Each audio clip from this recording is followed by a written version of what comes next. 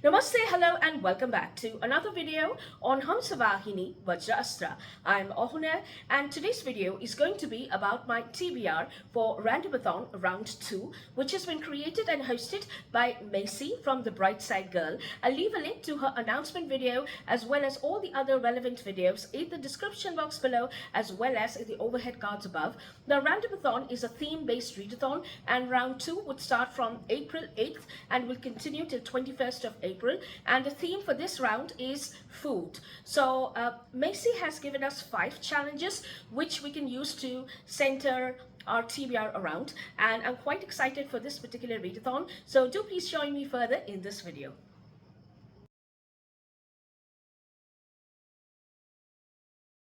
So now let's come around to the books that I plan on reading. So the first book which I've chosen is called Charachter by John Harris, and this book fulfills all the 5 challenges which Maci has put forth before us. So the premise of this book reads as: try me, test me, taste me. When an exotic stranger, Vian Rocher, arrives in the French village of Langsquet and opens a chocolate boutique directly opposite the church, Father Renaud identifies her as a serious danger to his flock, especially as it is the beginning of Lent and the traditional season of self-denial. War is declared as the priest denounces the newcomer's wares as the ultimate sin. Suddenly, Vian's shop-cum-cafe means that there is somewhere for the secrets to be whispered, grievances to be aired, dreams to be tested, but Vian's shops for an Easter chocolate festival divides the whole community in a conflict that escalates into church not chocolate battle as months water in anticipation can the solemnity of the church compare with pagan passion of a chocolate eclair. For the first time, there is a novel in which chocolate enjoys its true importance. So this fulfills all the 5 prompts because this is set in a chocolate boutique. It's got chocolat, which is food in the title. The main character or the protagonist, Vian, is the actual person who's making all the chocolates, and it's got lots of chocolate recipes in it, which are mouth-watering, of course. And also there is fruit on the cover because you can see there are grapes on the cover. So the first book which fulfills all the 5 challenges. The next book that I would like to read is by Mia P. Manansala. I just hope I got that correct, and it's Arsenic and Adobo, and I absolutely love the cover, and it also fulfills all the 5 challenges. So the premise of the book is: when Leela Macapagal moves back home to recover from a horrible breakup, her life seems to be following all the typical rom-com tropes. She's tasked with saving her Tita Rosie's failing restaurant, and she has to deal with a group of matchmaking aunties who shower her with love and judgment. But when a notoriously nasty food critic, who happens to be her ex-boyfriend, drops dead moments after a confrontation with Leela, her life quickly swerves from a Nora Ephron romp to an Agatha Christie case, with cops treating her like she's the one and only suspect, and the shady landlord looking to finally kick the Macapagal family out and resell the storefront. Leela's left with no choice but to conduct her own investigation. Armed with a nosy auntie network, a barista best bud, and a trusted dachshund. I hope that's, it's a dog breed. Leela takes this tasty, twisted case and soon finds her own neck on the chopping block. So this fulfills all the 5 prompts. It's set in a restaurant, the main character cooks, and it's got food in the title because adobo is sort of a chicken dish, but it also acts as a Mexican marinade in some cases. And the 4th challenge is that it's got recipes, so it probably just grazes along a few of the food items which are being cooked in the restaurant. So it kind of touches on very minimal spots on that challenge as well. And the 5th is that it has fruit. It should have fruit on the cover, so there is some sort of fruit over here which has been cut. I'm not too sure, but I'm considering that as a fruit. So all 5 challenges fulfilled in this one as well.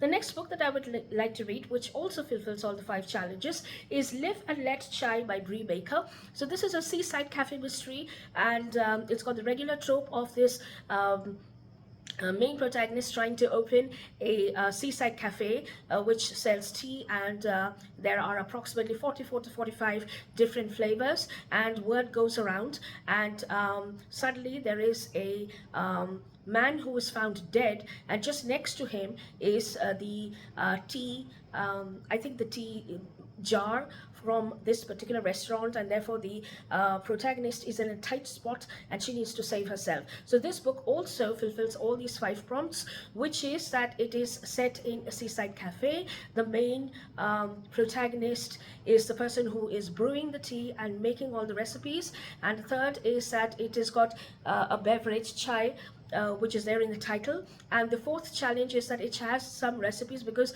obviously when the orders are coming in and the main protagonist is actually filing out those orders, there is some mention of the food which she is making as well. And the fifth challenge is fruit on the cover, so obviously there is fruit on the cover. So this book also fulfills all these 5 challenges.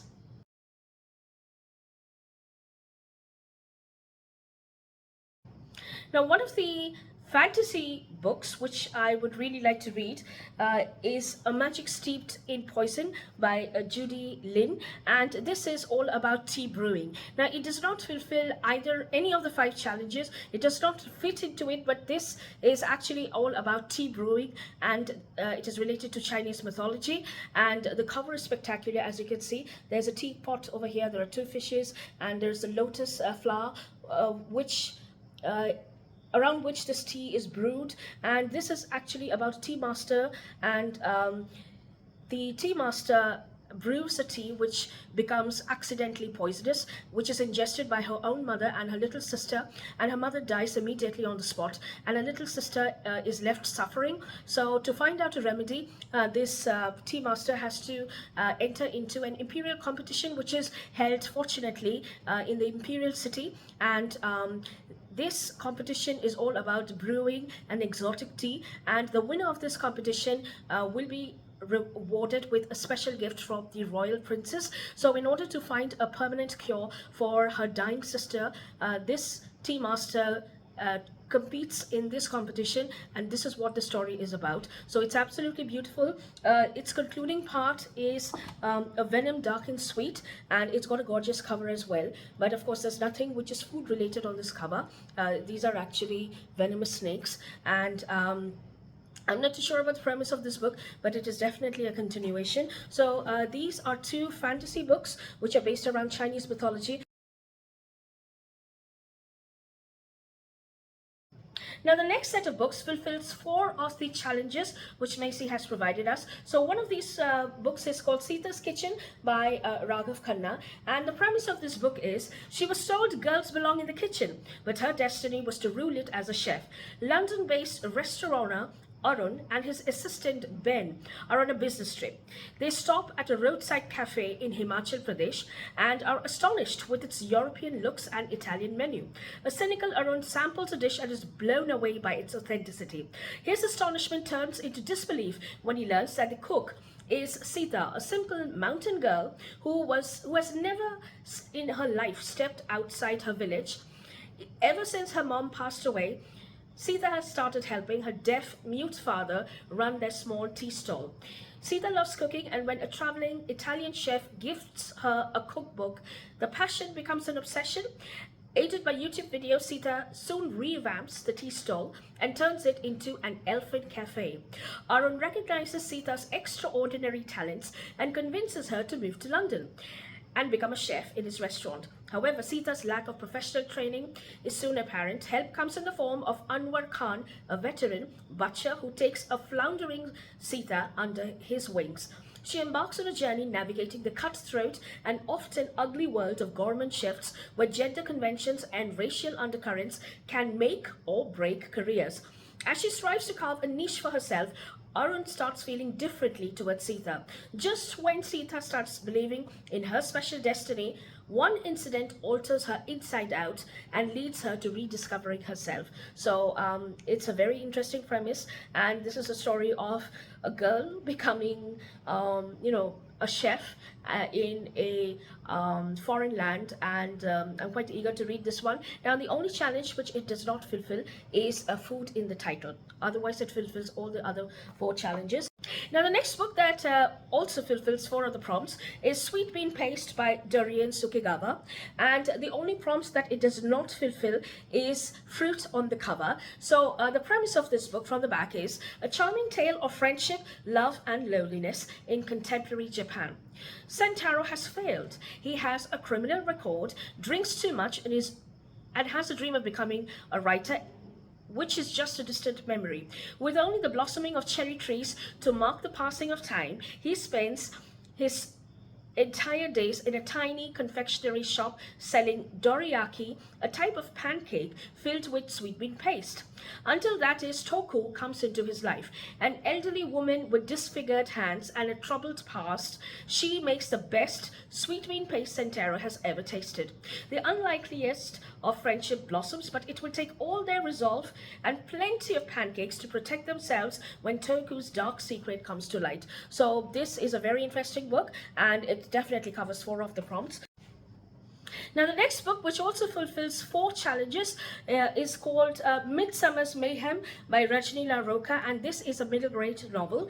And the only challenge which it does not fulfill is food in the title. So this follows this Indian American girl who has got a huge family, and her father is a food writer, but there is a baking competition which is announced in a nearby bakery, which is one of the best bakeries and a very popular one, which this girl wants to participate in. And her father has some problems because of which he cannot, or health issues because of which he cannot taste his daughter's dishes and give her his opinions.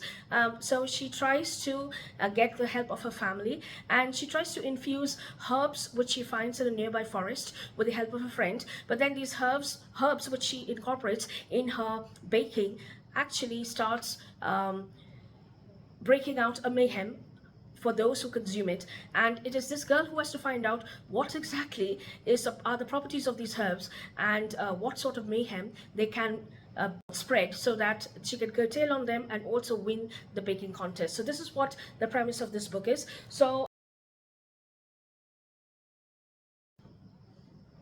the two non-fiction books, which are completely centered around food, which I hope I will be able to get around to, because this is a possibility. One of them is Lizzie Collingham's Curry, A Tale of Cooks and Conquerors. So this is all about the history of specific culinary dishes of the Indian cuisine, its history, and how the conquerors came around, and how the cooks tried to turn the recipes around, and how they reached the common Indian crowd and now are part of daily Indian cuisine. So this is what this book is about, and this is non-fiction. So there's a beautiful story which unfolds around every dish which is present there. Quite interesting, and I hope I'll be able to read this for this readathon. The other book which was quite interesting was Turmeric Nation by Shalshri Shankar, and this is all about the importance of specific spices as well as turmeric in the dishes all across the nation, and what these ingredients mean and how are they technically connected to cooking, and what it imparts, and what was the history which is probably related to these dishes which incorporates these spices. So it's quite interesting. So hopefully I'm not too sure whether I'll be able to get to this or not, but I'll try to start this early, so in case I'm able to finish this in time, well and good. So those are two non-fiction books which I would like to include.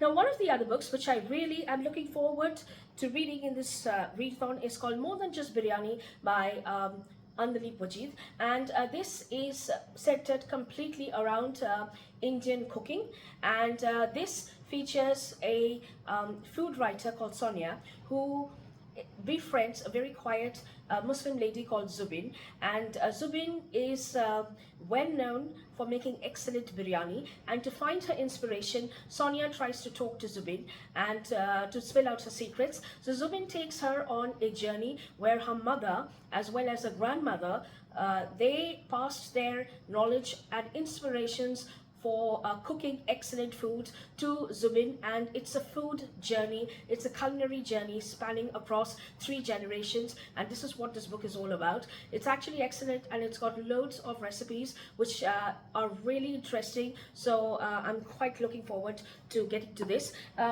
The other book, which has 3 challenges, or which fulfills 3 challenges, are Fake Dates and Mooncakes by Shirley. So this fulfills the challenge set in a restaurant, food in the title, and I believe it's got some reference of making mooncakes for a baking competition by our main protagonist. So the main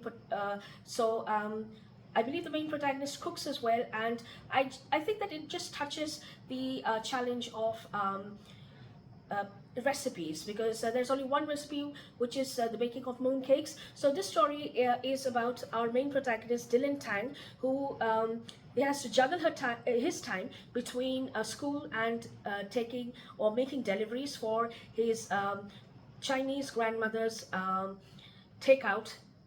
Chinese takeout in Brooklyn, and there is a very handsome and rich customer called Theo who walks in and persuades Dylan to be his fake date for a wedding, and things take a turn from there, and both of them actually fall in love, and it is Dylan who is torn between his new love interest, which is a distraction. There's a baking contest which is upcoming, which he needs to participate in, essentially because it will bring some money as well as some fame for this Chinese takeout of his grandmother's. And also he has to juggle time between making deliveries and school. So this is what this story is all about. So these are the few books that I plan on reading, and as you can see, it's quite a huge TBR, and definitely a pile of possibilities, but I will be starting it a little earlier than usual so that I can get around to finishing maximum from this particular pile. So those are all the books that I plan on reading. Do let me know what you think about them, and leave your thoughts and opinions in the comment section below. And in case if you don't have the time to drop a comment, do drop an emoji of your choice so that I know that you were here watching this video. So with that, I'll be wrapping up this video. I hope you have a good reading week ahead. So I'll see you soon next week. So till then, take care, have a good reading week ahead, and namaste.